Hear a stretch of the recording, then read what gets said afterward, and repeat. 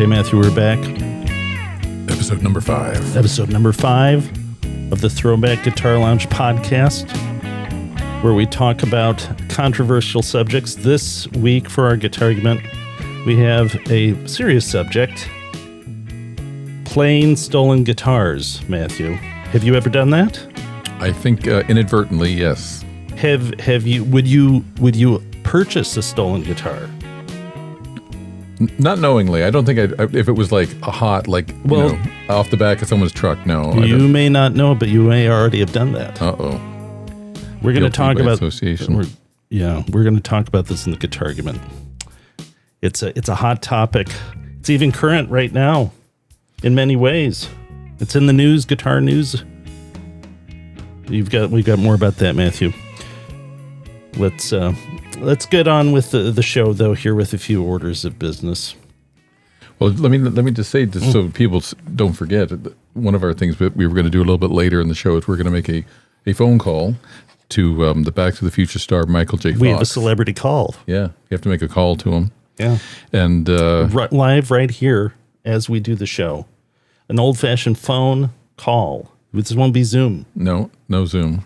We're going to make a phone call to him. And he's a guitar player, isn't he? He is a guitar player. Yeah, I think he's got quite a few vintage guitars in his collection.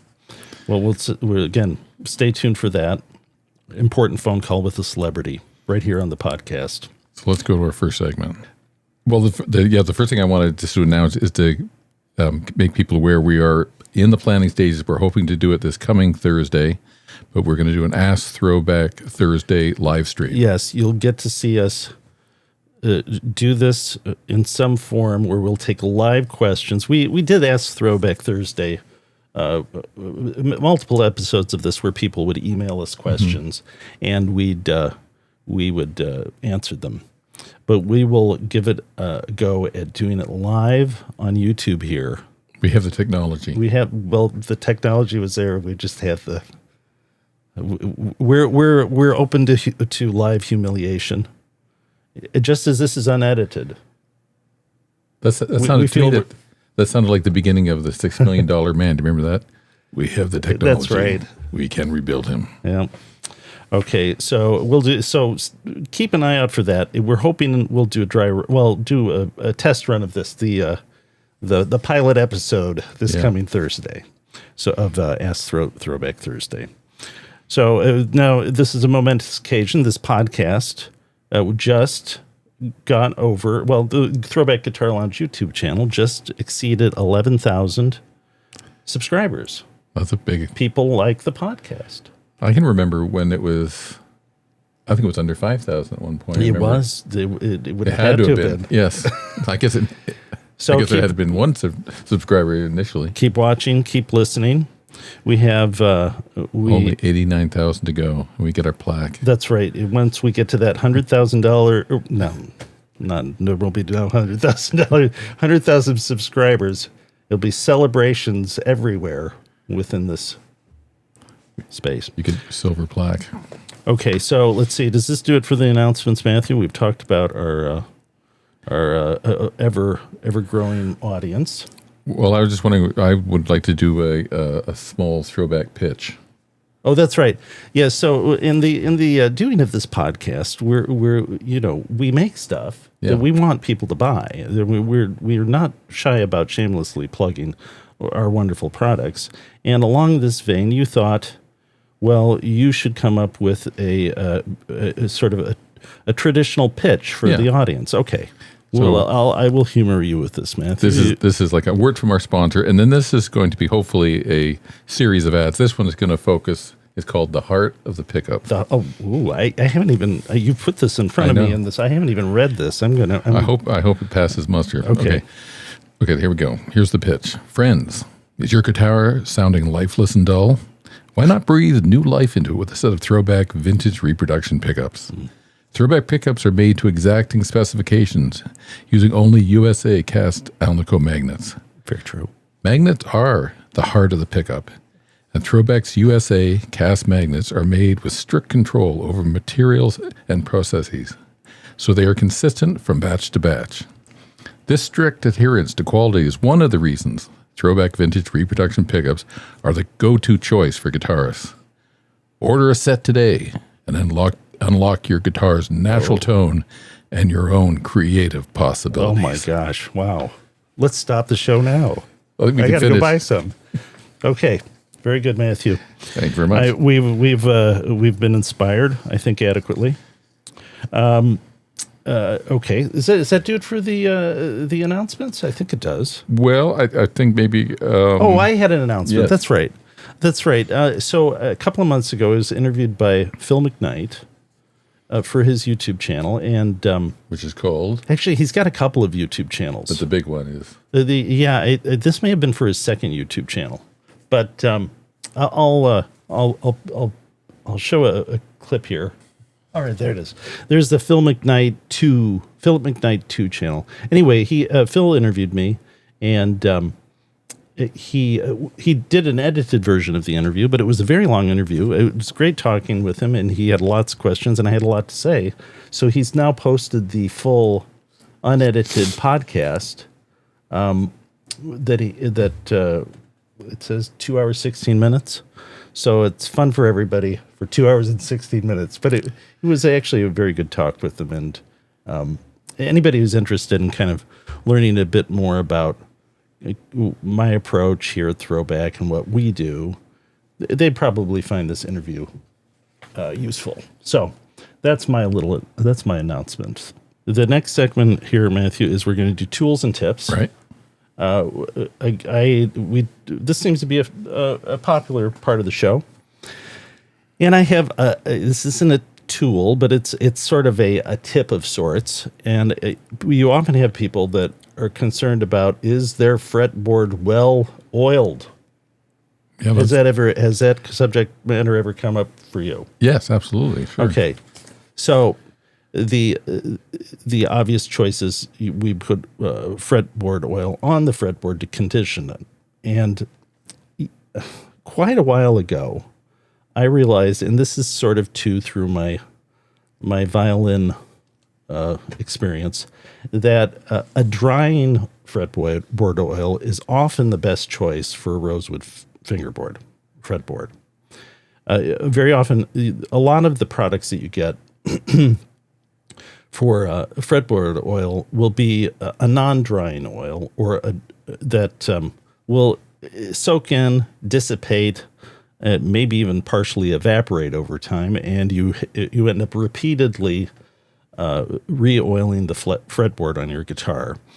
And it kind of depends a little bit upon the characteristic of the rosewood for your fretboard, but particularly dry fretboards will soak up a lot of fretboard oil. And the risk with this is the accumulation of oil can saturate the wood to the point that where the fret tang is put in the fretboard, that becomes so saturated that the frets aren't as stable and kind of loosen over time. So there's a risk to over oiling them. And I actually have a guitar that's like that. I purchased a Epiphone Crestwood guitar, or I guess it was a Wilshire. Crestwood's a fancier version. And the frets were original, but the board had been so oiled. A few of them, I noticed when playing, they rocked. And I could pull them out. If I had just a good enough grip, they could be pulled out of the fingerboard without any tools. If you got your fingernails under it. And I think it was really that the fretboard had been over-oiled over time. So the remedy for this is... Now, what type of product would do that? Any sort of fretboard oil. So fretboard oils, I think, are very often drying oils that, lemon oil is not a drying oil, but that's a popular one. I think they're often based with lemon oil or possibly linseed oil, which linseed is a drying oil, but it has to be treated in order for it to have the properties to keep it from soaking in too much. So the product that I'm going to show as a tip here is... It is the Stuart McDonald Professional Fretboard Finishing Oil, right there. Let's see if I can get that closer. Now, this is they still make this and sell it through Stuart McDonald. I probably bought this bottle in the 80s. Really? And you only used... I don't even think a quarter of it's gone. Now, so the concern might be, well, why would you put finishing oil on a rosewood fretboard? And it actually says here, penetrates and preserves fretboards, dries hard and smooth for smooth playability. Okay. Very often, this ends up being what I use.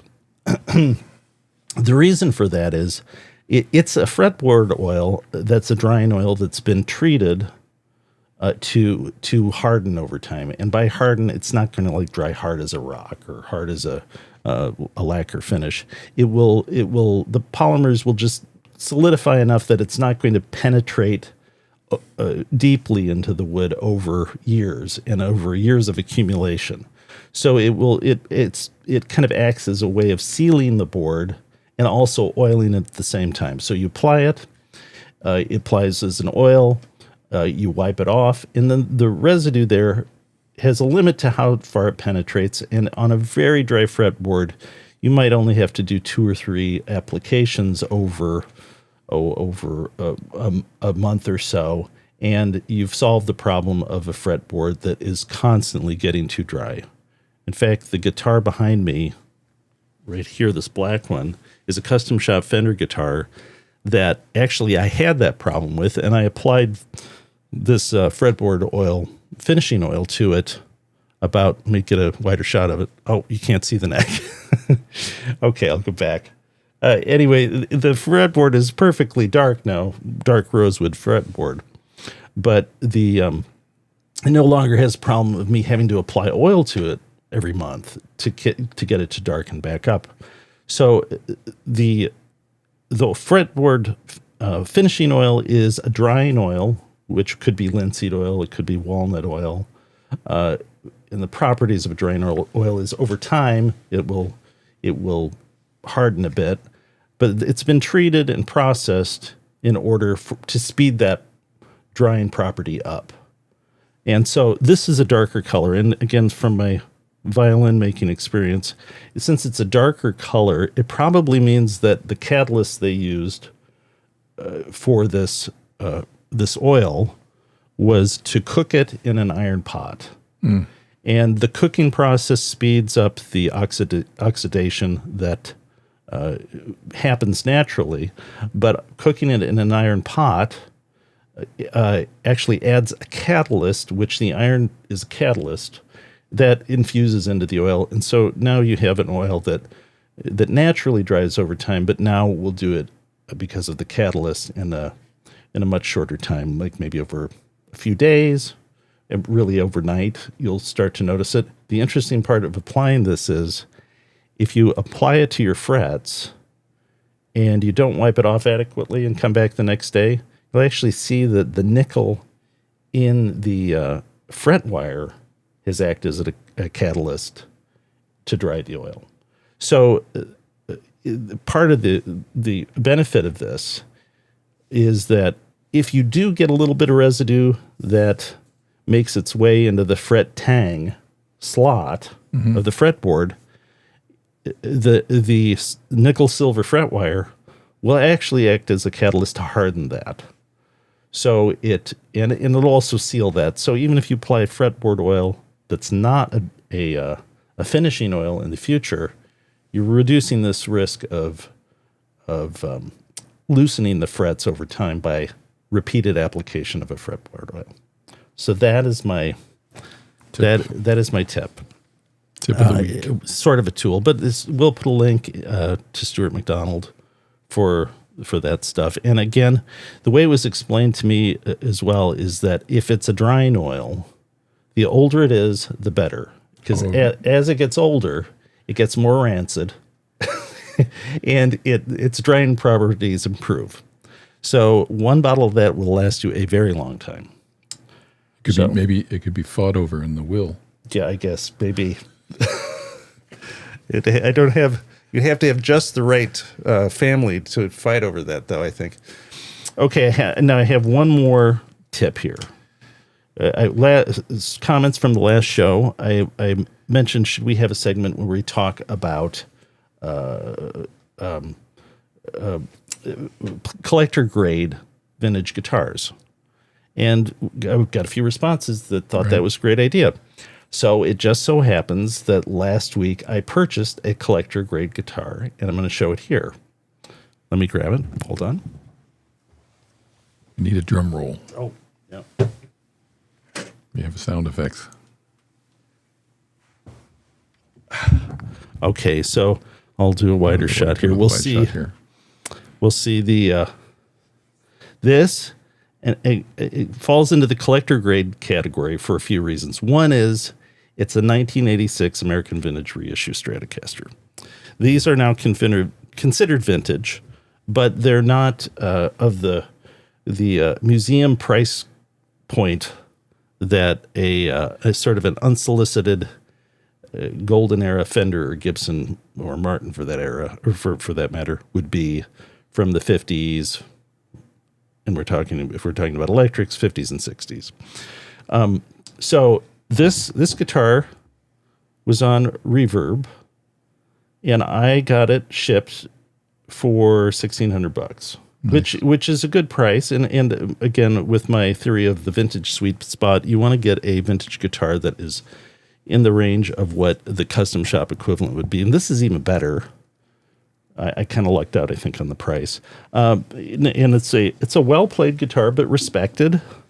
And my feeling has been, if it's well-played, it's probably because for the guy who owned it, or gal, it sounded pretty good. This guitar was definitely gigged with. It's all original except for the pickguard. And so part of my vintage collecting, player grade vintage collecting ethos is make sure to keep an eye out for the kind of guitars that you're interested in, but also make sure to keep an eye out for the parts that you might need for making a guitar that you get a good deal on complete. So in the case of this guitar, the pickguard has been replaced. It's a nice pickguard, but it's new and looks out of place considering the wear of the rest of the guitar. So because of this thinking of, keep an eye out for parts and save old parts, I happen to have, and before I got this guitar, I have the correct pickguard that is worn. It has a little crack there. So I'll switch out the pickguard on this, and I will now have a player grade guitar that is now all original with all original parts. So that's one of the strategies I take in the player grade ThroBak collection, is to keep an eye out for the guitar, and also keep an eye out for the parts and pieces that you might need for some guitar in the future that you are always keeping an eye out for. Does that include keeping an eye out for cases? It does. I have a lot of, yes, that's another strategy is if you don't have the guitar, get the case, and the guitar will follow. Yeah, so I do have a few empty cases, and sometimes it works out. And again, the case often increases the value of the guitar. Oh, yeah. I mean, strangely, another strategy is get the vintage guitar that doesn't have the vintage case, and then maybe later you'll find the case. So, all right, I'll put this back. One question: Does the putting on an old pickguard with a crack in it? Yeah. Will that increase the value of the guitar? Yes, it will. Yeah, I think so. I think it will.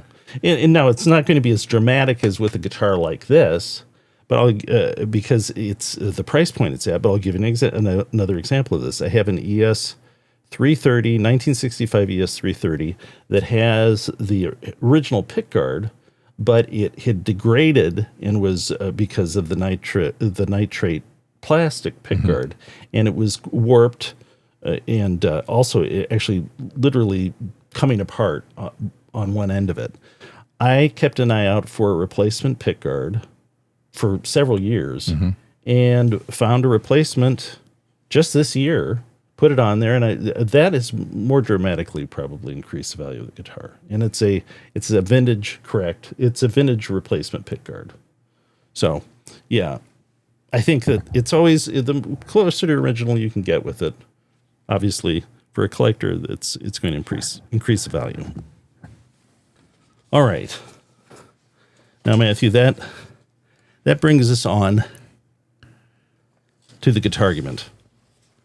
What everyone's been waiting for. And this is serious. This is a popular... This is serious. We're talking about stolen guitars. And we're talking about guitars that have been beloved by someone and torn away through greed, envy, jealousy, opportunity, victimizing. Yes. You could say not only victimizing the owner of the guitar, the rightful owner, but victimizing the guitar itself, because these guitars often become ostracized in the collector's world. Anyway, that's what we're going to talk about. Oh, don't forget our timer. We've got our timer here. We're going to argue about this for 5 minutes. In the past, we've done a computer assisted coin flip.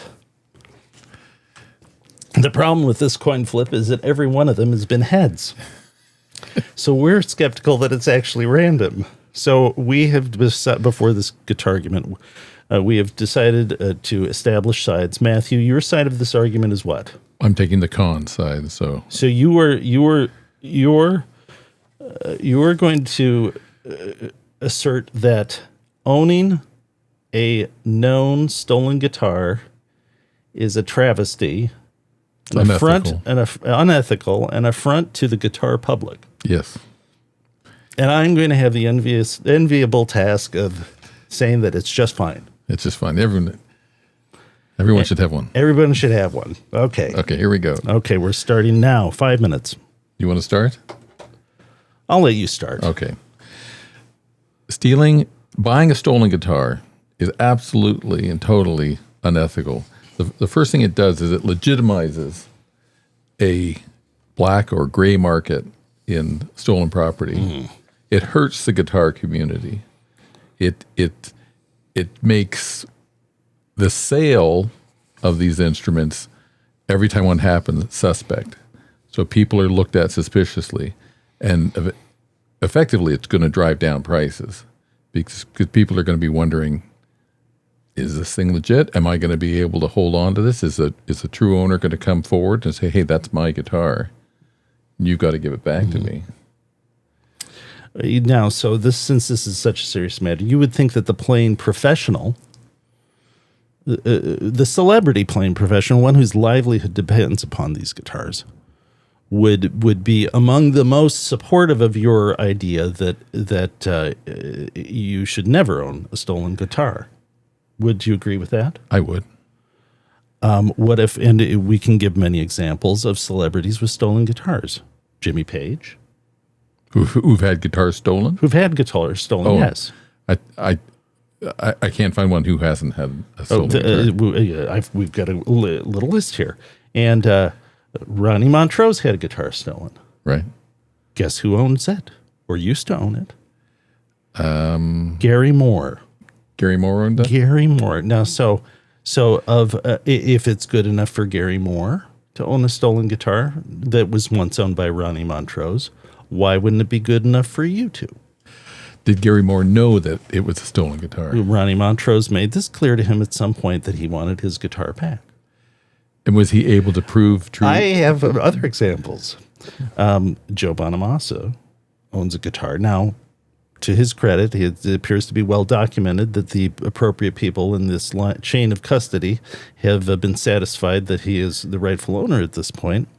But he owns a guitar once owned by Craig Chiquiso of Jefferson Starship. There's a YouTube video out on this recently, and he owns one. Now, should that guitar have been relegated to the ash heap of historic guitars simply because through no fault of its own, the guitar was the victim, along with the original owner, to a heinous act of selfish, destructive behavior? Well, there is an argument to be made, and I don't argue your position, but some of these guitars are obviously disappearing and either they evaporate or they've been parted out. Like a famous example is James Jamerson's precision bass. Nobody knows where that thing is. Now, that could have been parted out because you can take it apart. Now, a Gibson, obviously, maybe people do funny things, like they take a chisel to the serial number in an attempt to where have you heard such things like that? Well, I've heard it happens.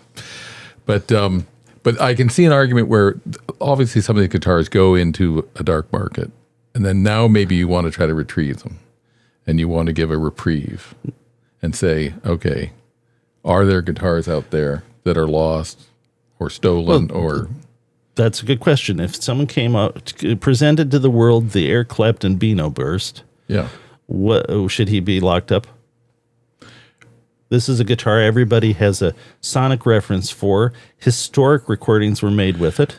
And shouldn't that guitar now be available for public appreciation? Well, but it's only being hidden because once upon a time, someone did something bad, again, through no fault of the guitar itself, and that the lack of that guitar's presence in the guitar community is now, it's a loss that continues where it could be. Well, what's interesting about that is that at the end of the day, if it can be established, the true owner never loses rights to a stolen piece of property. Only under very, very, there's some exceptions, but generally the true owner always owns it. Even beyond the statute of limitations.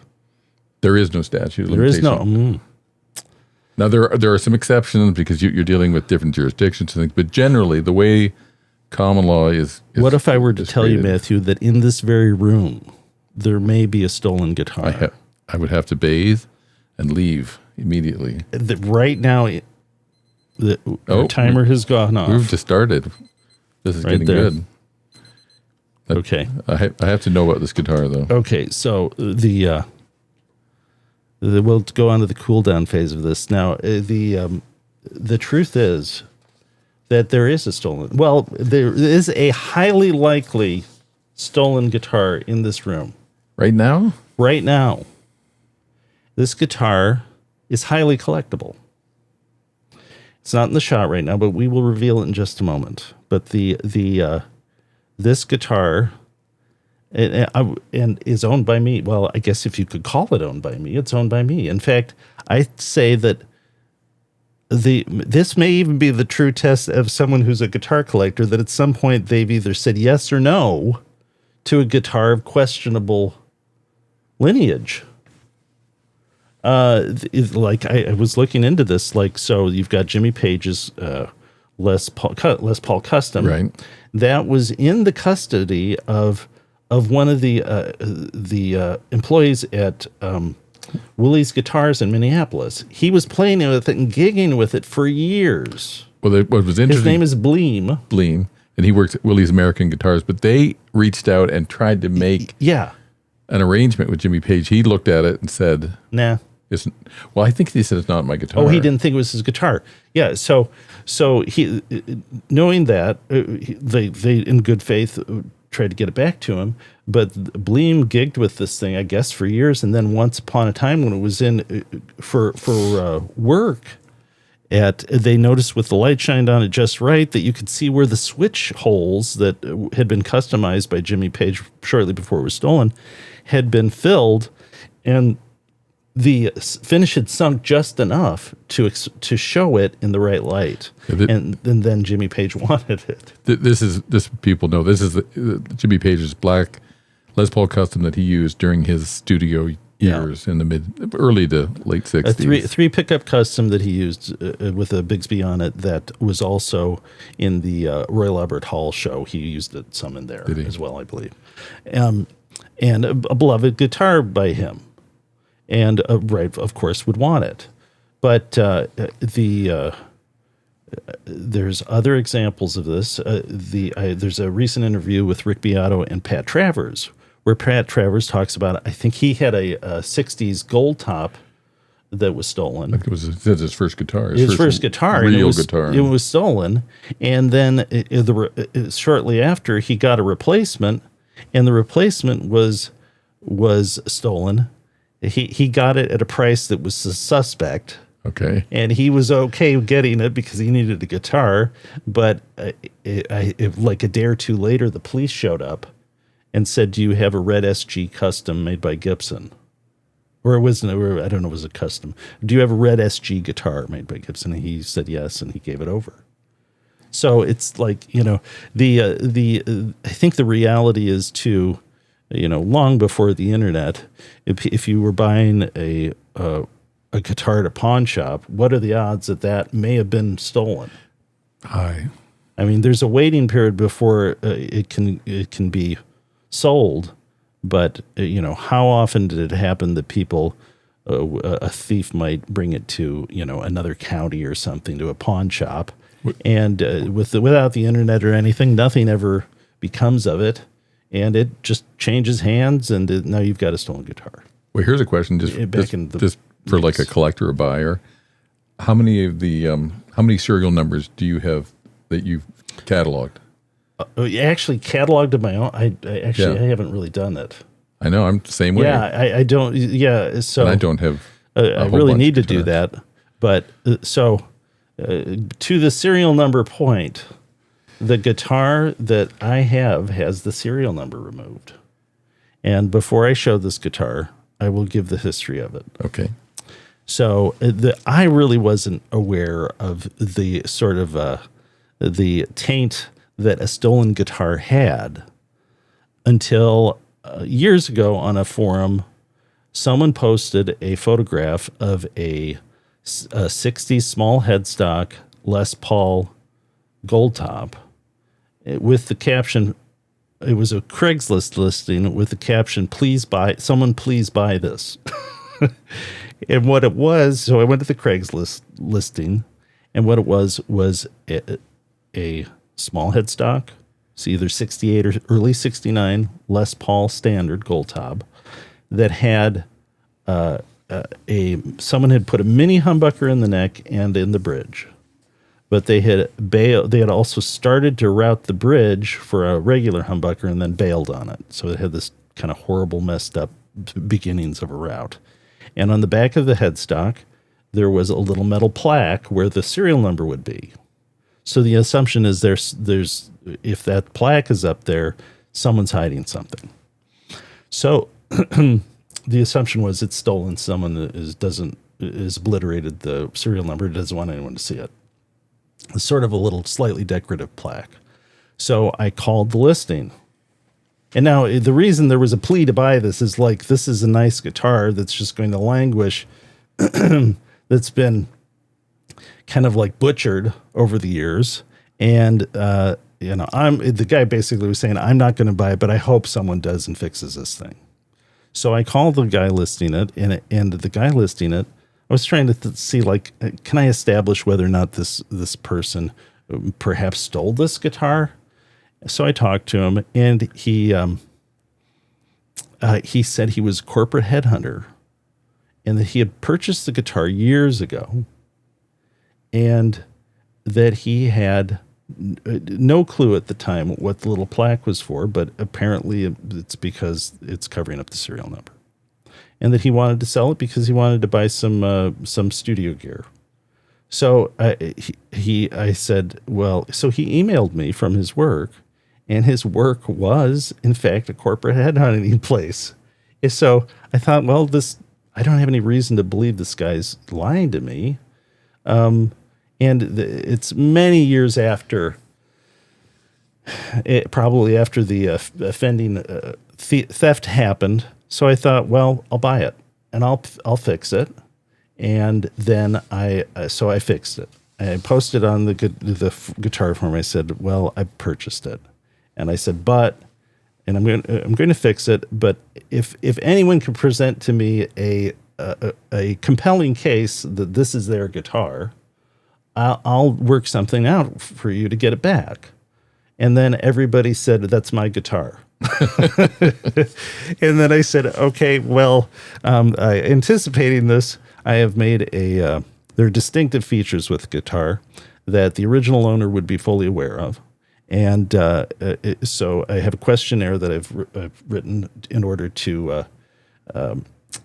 help distinguish people who are maybe claiming the ownership but didn't really do it, or didn't really own it. And for the small processing fee of $50, you can fill out this form and mail it to me. No, I didn't get any takers on that. Can I fill out one of those forms? Yeah. But okay, I'll show the guitar now. Now, so this is how for me, because I think it's horrible that people get things stolen like this. And but I thought, like, well, is it the guitar's fault? No. It's like you're thinking of it as a wayward orphan. It's like a dog that's been abandoned. It's not the dog's fault, probably. So unless this guitar is really horrible, it deserved to be stolen. It's not its fault. Let me grab it here.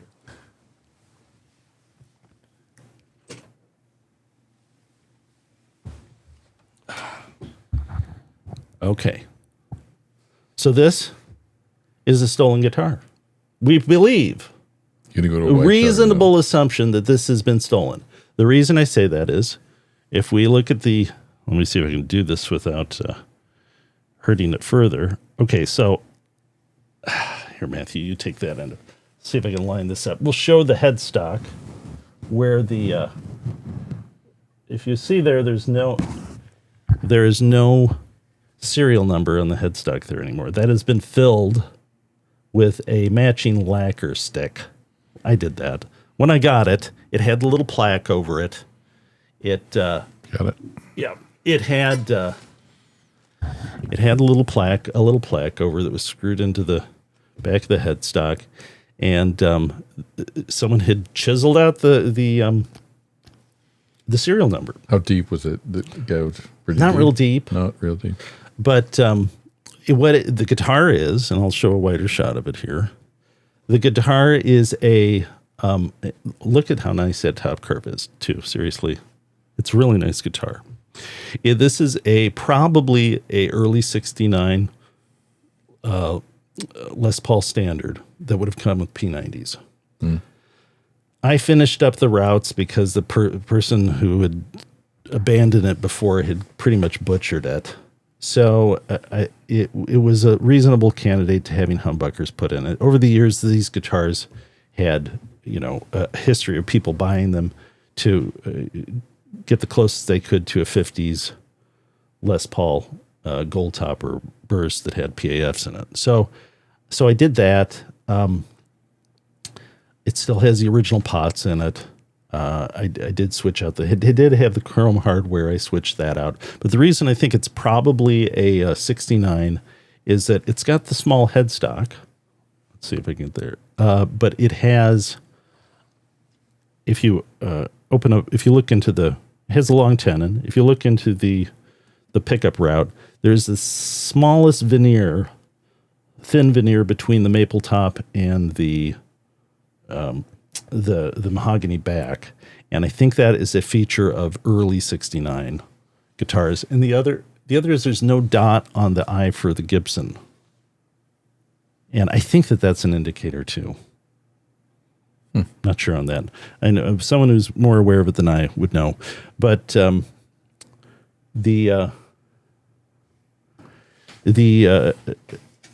upshot of it is I thought, like, well, okay.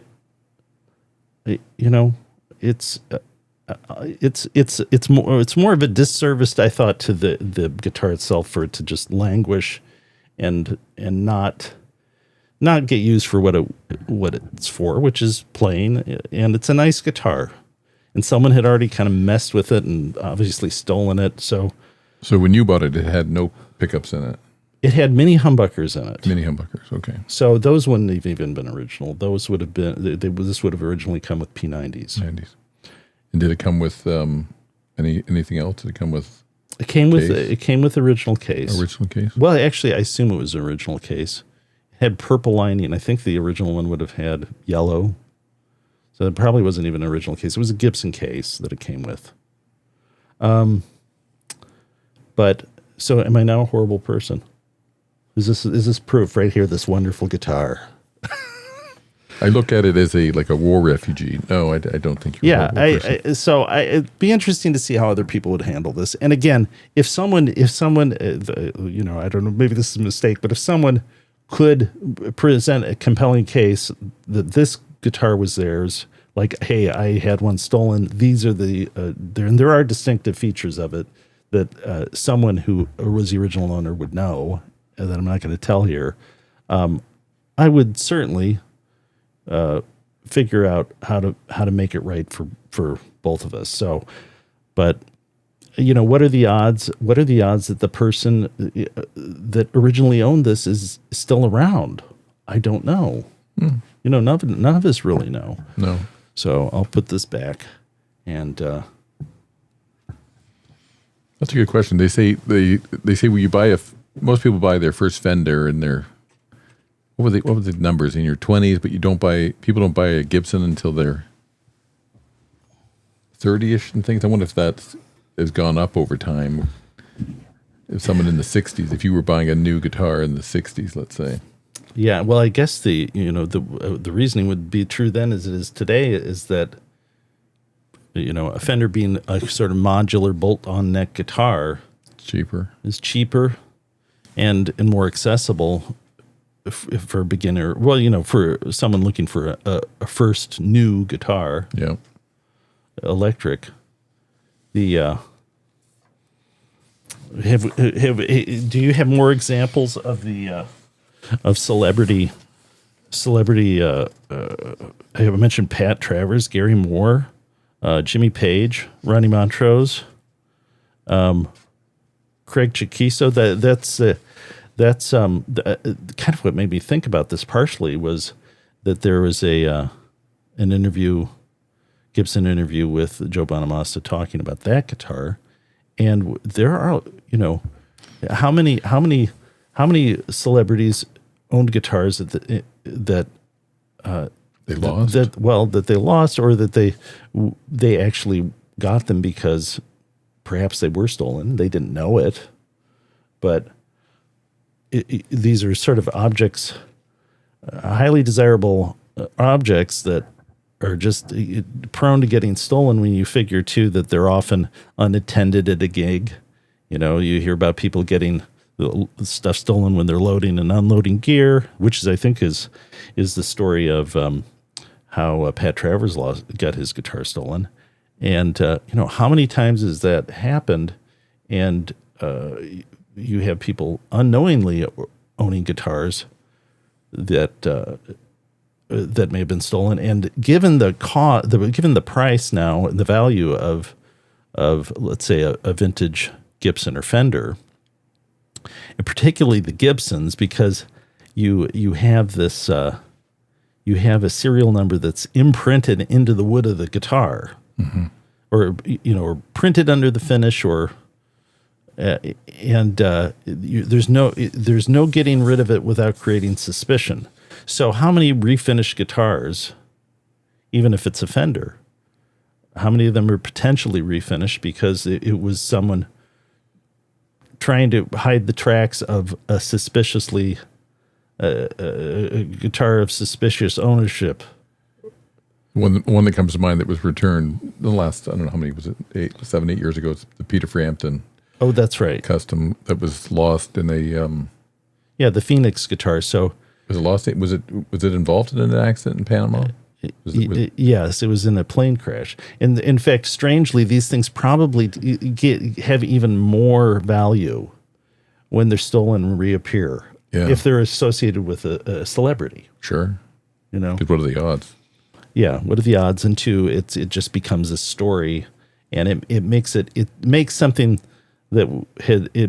scarce. It's like a magic act. It was scarce to begin with, and then it was lost to the world through theft or destruction, and then it reappears. So there's the big questions with these. Where's the Beano Burst? Where's Mike Bloomfield's guitar? Yeah, and you will hear that's out there.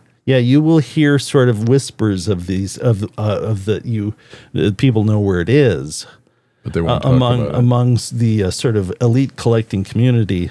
And then they'll say no, they don't. But obviously someone knows, because these are like trophy possessions to anybody that has it. And I guess it'd be like the guy that, the billionaire that has a stolen Monet on his wall. People want them. They're desirable. And when you consider all of the sort of pop references for the guitars, maybe some of them are destroyed, but probably not. Yeah. And there's those out there that I guess are known or highly suspect, but it's under wraps. So it'd be interesting. Those are the two I can think about that it will be news when they appear, when and if they appear to the public. All right, have we exhausted the guitar? I think we're going to go on here to the next segment, Matthew. We have Matthew's musical musings. Is this something you're ready for? Sure. Okay. I forgot what we were going to do, and then I'm okay. Yeah, this is a part of the show where Matthew talks about his treks out in the musical wilderness, and that could be a concert. Could be a concert. Could be a book. Could be a movie. Could be something that I think our audience might find interesting. So, my daughter went to see a movie with some friends, and she came back and she said, "Oh, you would have liked that movie that we saw." And I said, "What was the movie?" And she said, "It's Sinners."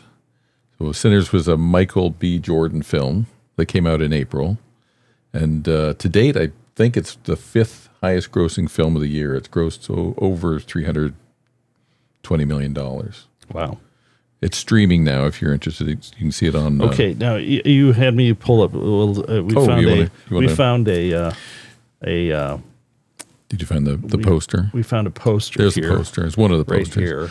So the movie is a Southern Gothic horror film. It centers around a young. That's a whole genre, Southern Gothic horror.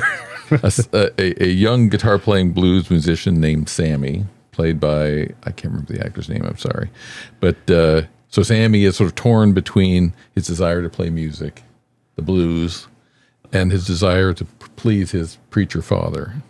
So the movie is set in 1932, Clarksdale, Mississippi. So that's where when the movie opens up. And Sammy's two cousins, who are twin brothers, but they're played by Michael B. Jordan. So he plays both. Mm-hmm. They're called Smoke, and one is called Stack. So he plays both characters. Okay. It's well done. And so these two guys come back after being up in Chicago for 7 years, and they've come back home with a truck laden with beer and wine and other booze that they have stolen from mobsters that they work for in Chicago. You're going to ruin the movie for us. So is this a spoiler alert? It's a spoiler alert. Okay. But so to cut it short, it's a vampire flick. What it turns into. Of course, that's what everybody saw coming. But what's cool? If your daughter's age group saw it, it had to be a vampire flick. That's right. And I thought it was funny because she isn't a big on going to kind of scary movies, but she went. It's pretty scary. But the director is Ryan Coogler. He did the Black Panther, and he did Creed. But it centers around the music part of it. I think what our audience would be in, and I was interested. It centered his idea with the characters and with music is that music can conjure up both good and evil. Oh, I see.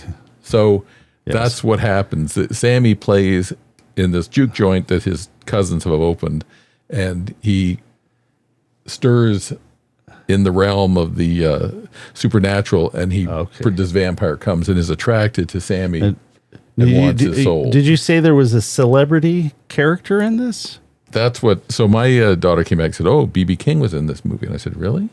I thought, you mean someone playing B.B. King? Yeah, or B.B. King was. I didn't quite understand. So I guess it would be a movie to go see if B.B. King's in it.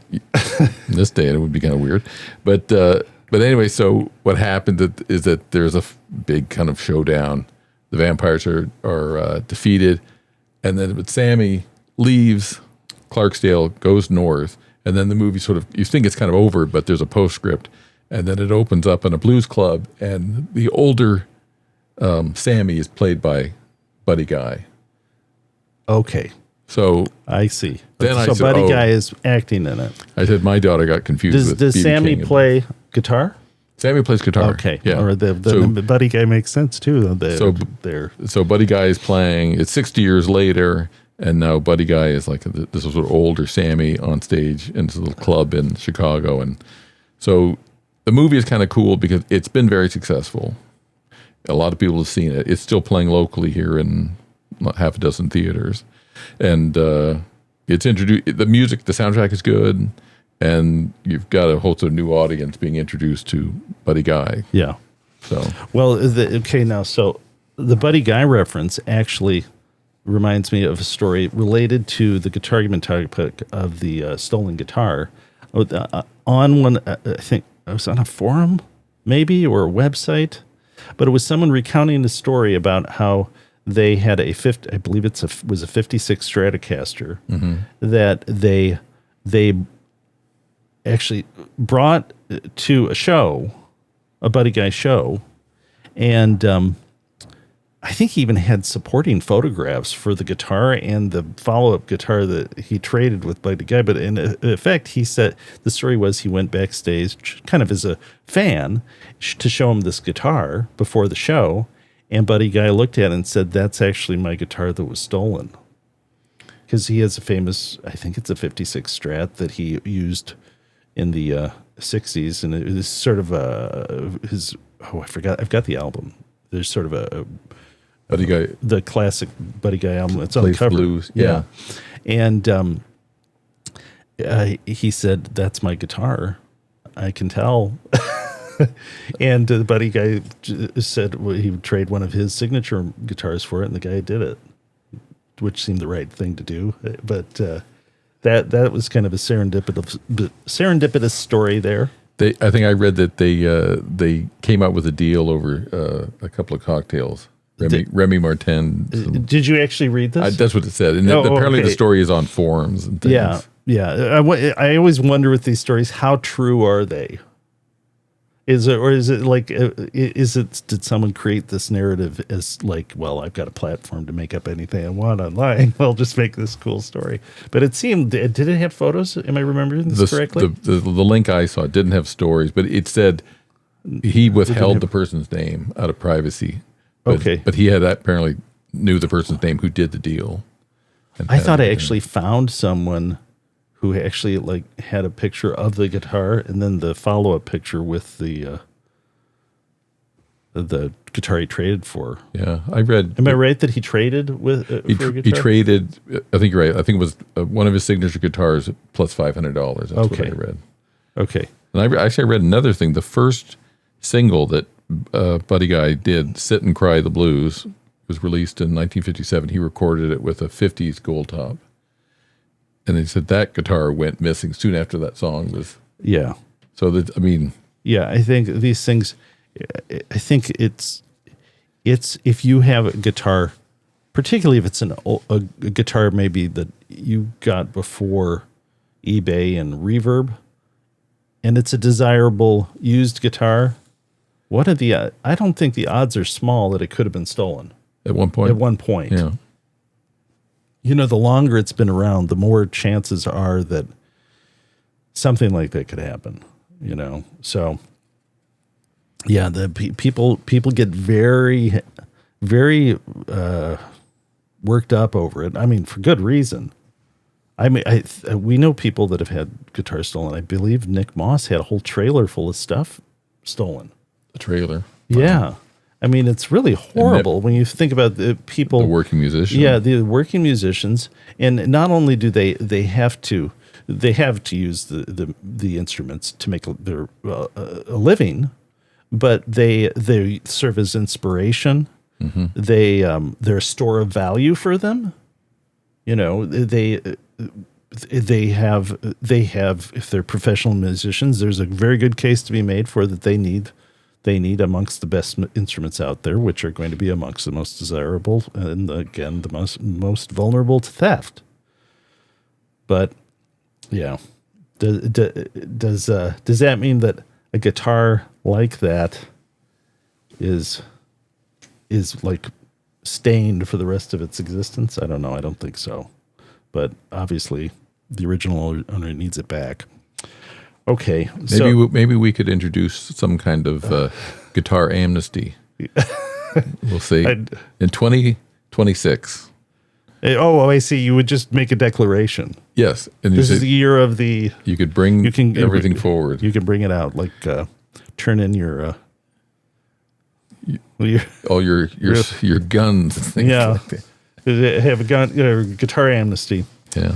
Yeah, well, we're not to that point yet, probably. I think there's other more pressing things, but maybe not for guitar players.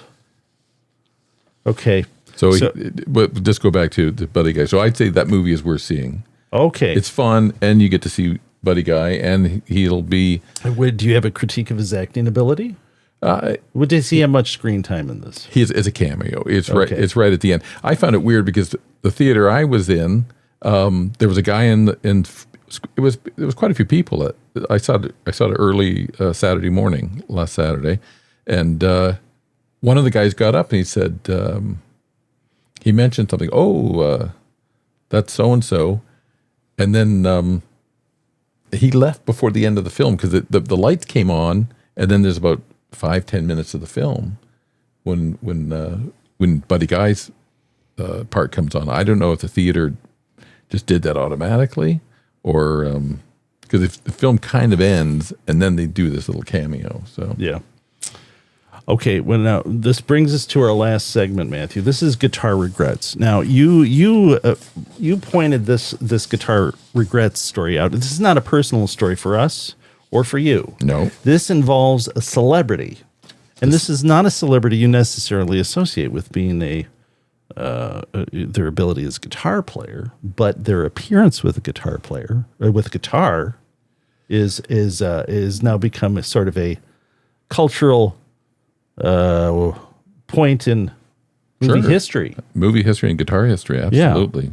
So we're talking about this year will be the 40th anniversary of July 3rd is the release, 40th anniversary of the release of Back to the Future. That's right. Michael J. Fox in this role as Marty McFly, and his playing a very famous cherry red Gibson ES 345. That's right. So and we're going to call him. We're going to call him, aren't we? Right here. Because he's got a plea for this guitar. This guitar has gone missing, apparently. Yes. So we're gonna we'll show the video here. Now, we looked at this, and this is obviously an effort by Gibson to promote something coming up, right? We assume that this is a Gibson video here, and it's on Gibson TV now too. We're going to play this, but if you don't see it, it's because they demonetize it. If it gets demonetized, we're just going to cut it out. I don't think it'll happen though, but if it does, so we'll play it. But this is a Gibson produced video.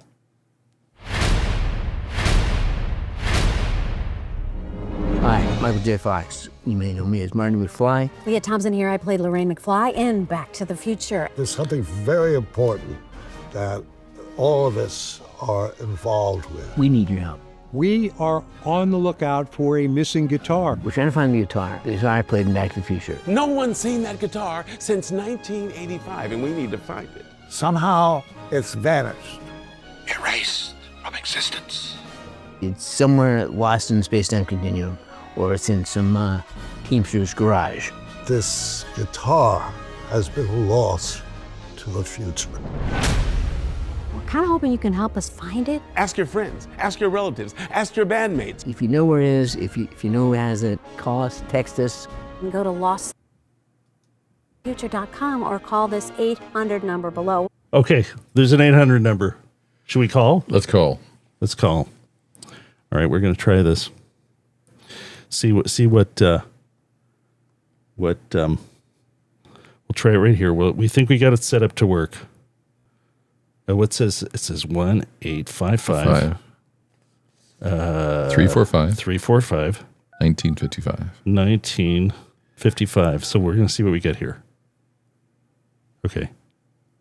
Hi, this is Michael J. Fox. Oh. Thank you for calling the Lost to the Future hotline. If you have any information on the whereabouts of the current owner of the cherry red Gibson ES345 guitar that I played in Back to the Future, please leave your name, phone number, and the details of your story after the beep. Well, that's quite the beep. Okay. But we didn't leave any information. We don't have any. Oh.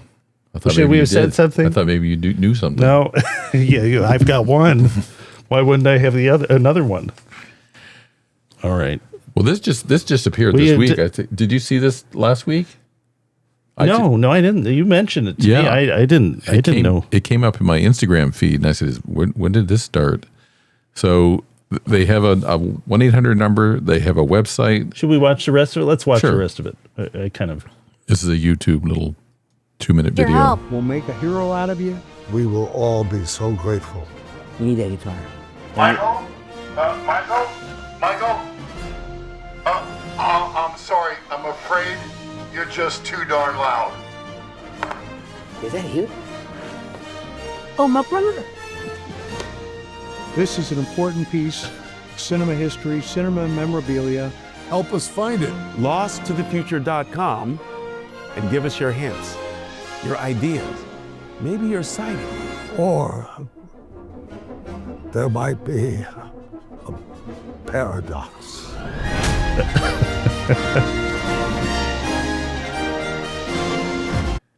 All right. To be continued, it says. So one thing I did, if you go to the Lost... hold on here. Let me go ahead. In case we have to edit. Well, let's have a little... to cut it out. Do you have the Lost to the Future website up there? No, is there a website? There's a page. So there's a landing page. If you go to losttothefuture.com, there's a landing page. It has a countdown clock. So it's like 4 months, 13 days, and so many. So I just asked Siri.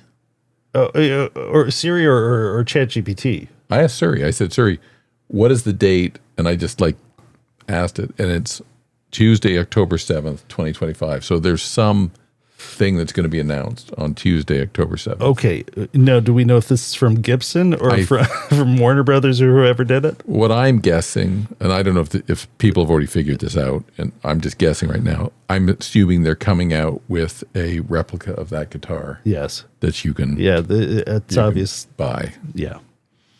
But maybe it's associated with a charity or something for for Michael J. Fox. For Parkinson's, yeah.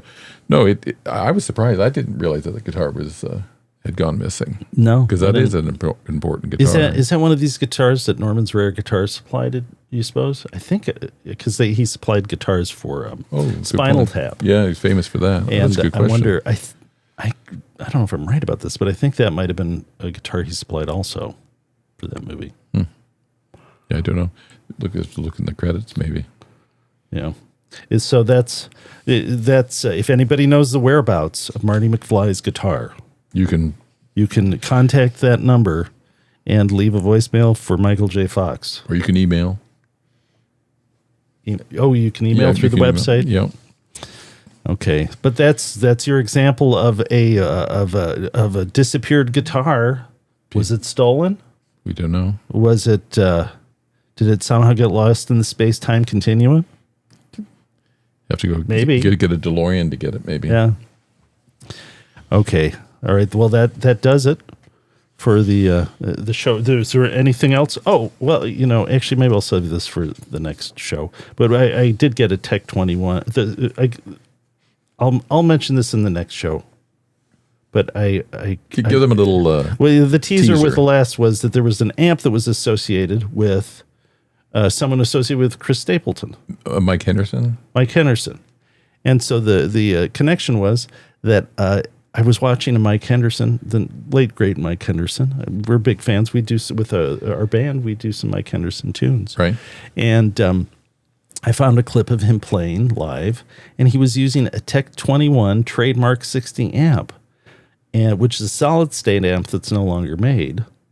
But I it was on my radar as one to get, that or a Blues Cube. And there was no one around that had them. And I got the Blues Cube, which is very, very nice, but I never got a Tech 21, a Trademark 60. And then I saw that and I'm like, well, if it's good enough for him, I definitely want to see if I can get one. And they're really reasonably priced used. At least they were on Guitar Center. Mm-hmm. I don't think there's any on there right now. But I got one for, I don't know, $264. And it sounds great. So you used it at band practice last night. Yeah, I used it at band practice last night. And they make a sort of like companion amp. They call it Power Engine. That's also 60 watts. You can daisy chain them so you can get as much power out of the thing as you want. And those are reasonably priced too, used. I think a lot of people use those as a sort of a open back speaker platform instead of an FR sort of setup for a modeling amp. Mm-hmm. And the problem with these FR, I think that's the right term, things, I think is they don't have an open, they're almost always closed back. Fender makes one. So if you're like actually at a gig using one, the drummer usually hears you out of the back of the amp. So I thought, well, I'll get one of those if I ever use one of these modeling things, and then the drummer can hear me out of the back of the amp. So rather than assuming everybody's got in-ear monitors or something. Okay, well, I won't have to mention that on the next episode. That we've done it now. Okay, that is the conclusion of the ThroBak Guitar Lounge Podcast, Matthew. I have to give you music credit now, I think, for that. Yeah, well, you know what? Maybe I put that on a little too early. What's right there? Okay. All right, let's stick around for episode 6. Coming up. Again, Thursday. Next week, we're going to shoot for doing a pilot episode of ThroBak Guitar Lounge Ask ThroBak Thursday. Live stream. Look for that on the ThroBak Guitar Lounge YouTube channel. If it's not next week, we'll shoot for the week after that. Thanks for watching, everybody.